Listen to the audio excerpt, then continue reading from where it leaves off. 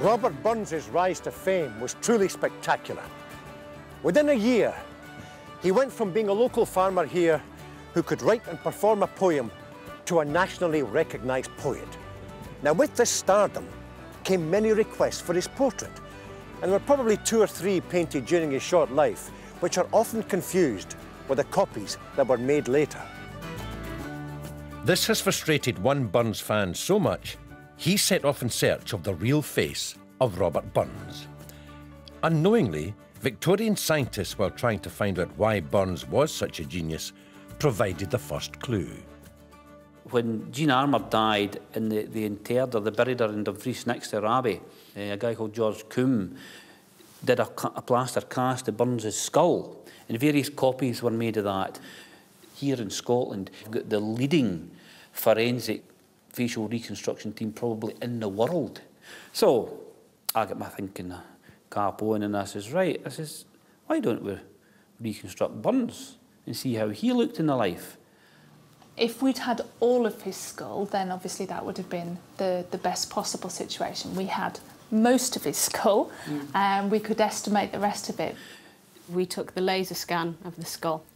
So we brought that data back here and basically exported it as a 3D type of digital file into a different piece of computer software.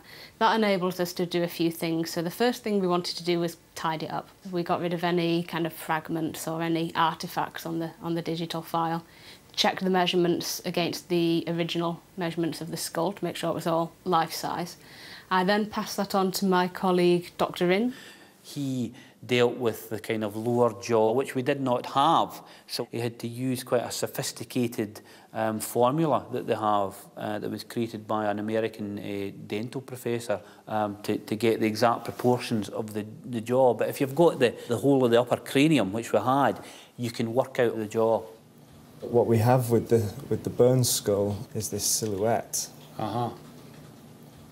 So once this is estimated, we can fine-tune the facial profile to the silhouette using some average tissue depth data to match it up all the way along. What the silhouette gives us is a profile of the face, but it doesn't tell us much about the position of the eye, the ear, the jawline, this kind of anything within the profile. It doesn't really tell us anything about. So it was another good thing to use as a guideline, as were the other portraits and the orthodontic patterning. What's great is that we've got a number of different views, so we can look at horizontal proportions as well, so you can see where that sits in relation to the shape of the nose, the position of the ear, something that we wouldn't ordinarily get from the bones. Once the model of the head was made, Dr. Caroline Erlin decided on the skin shades and tones, you know, in order to get the colour right and to get the wig constructed for the head. This isn't an artistic impression of Burns or a sculpture of Burns where an artist just kind of creates their impression of him.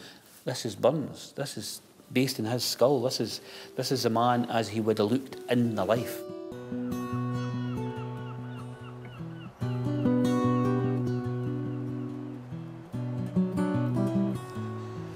The Caledonian Poet Laureate was 37 when he died.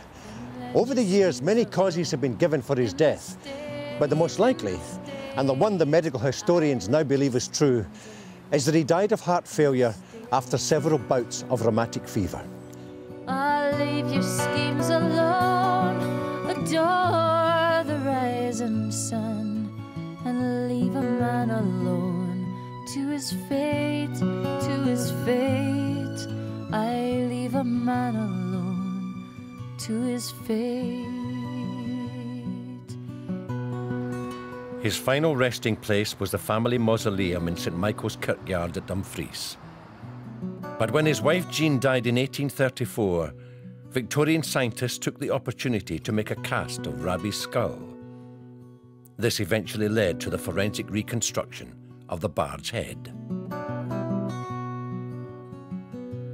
In his short life, only 3 confirmed pictures were made. It was the time of the Romantics, and Burns had already been called the heaven-taught ploughman. So it was hardly surprising the pictures, and especially the most famous one, gave him an almost angelic quality. Now, for the first time in over 200 years, we can all see what Robert Burns, farmer and poet, really looked like.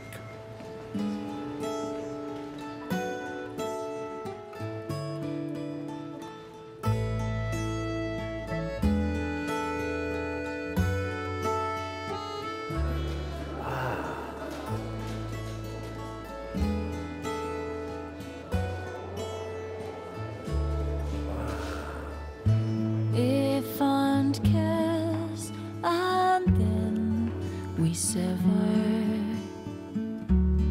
If farewell lasts forever, deep in heart round tears I'll pledge thee. Warm sighs and groans I'll wage thee. Wow, it was stunning eyes and the eyebrows. Much fuller face than I would expect. But he looks like a farmer, doesn't he? He's like a son of the soil. It's quite uncanny, isn't It it? is, I know.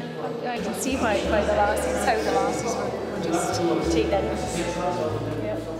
It's quite strange, but you actually think you're standing here, and at one point in his life he stood here as well, so it's quite spooky. I used to say about his features, or something like standing, features. It's like the eyes sort of thing that grabs you because there's obviously a lot going on behind there. Somebody once said that one Robert Burns was worth 100 Bannockburns, and it's a great phrase. This is the real Robert Burns. Fare thee well, my first and fairest. Fare thee well, my best and dearest.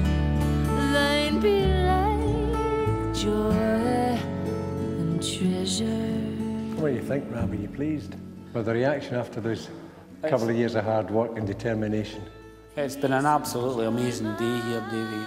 The hubbub and the excitement that was in the room and the conversations that were going on, and the centre of that attention and conversation was Burns, and you get the feeling that Burns' spirit, that's what he would have wanted. He would have liked to have been the centre of attention in the room, and here he was.